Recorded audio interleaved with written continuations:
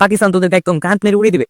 আর যদি কখনো বাংলাদেশের সাথে তোদের যুদ্ধ লাগে, বাংলাদেশের যে 20 কোটি মানুষ আছে তারাই তোদেরকে একদম গাঁট মেরে শেষ করে দেবে, জীবনে পারবি না তোর বাংলাদেশের সাথে। দাদা বাবু না বুঝি পাকিস্তানে অপারেশন সিঁদুর অভিযান চালিয়েছে, ফলাফল হিসাবে তারা কি পেয়েছে?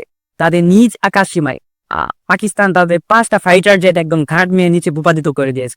পাকিস্তানের অ্যাটাকে এ পর্যন্ত ভারতের ক্ষয়ক্ষতির পরিমাণ যে দাঁড়িয়েছে আনুমানিক $1 বিলিয়ন। এখন ভারতের পরবর্তী স্টেপ কি হবে? ভারত কিভাবে এর প্রতিশোধ নেবে? ভারত কি আদৌ এর প্রতিশোধ নিতে পারবে? হ্যাঁ ভাই পারবে। কিভাবে নিবে আমি বলছি, সারা ফার্স্ট একটা মুভি বানাবে, মুভির নাম হয়তো দিবে অপারেশন সিঁদুর। সেখানে তারা একদম ক্যাটাপ টেটাপ নিয়ে পাকিস্তানকে একদম উড়াই দেবে।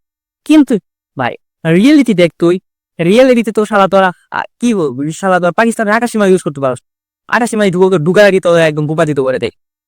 তোরা বলিউডেই যা পাওয়ার দেখাস, তোদের যে বিভিন্ন গণমাধ্যম গুলো আছে এইগুলোর মাধ্যমে তোরা তোদের যে পার্শ্ববর্তী দেশগুলো আছে এদেরকে ছোট করার চেষ্টা কর। শালা শালা তোদের গণমাধ্যম ছাড়া তোরা মানে কি, তোর বলিউড আর রিপাবলিক বাংলার ময়ূর রঞ্জন কাক রঞ্জন দাসই তো মনে হয়, ওই শালা ছাড়া মানে তোদের কি আছে? কিচ্ছু নাই শালারা, তোর কোনো পাওয়ারই নাই।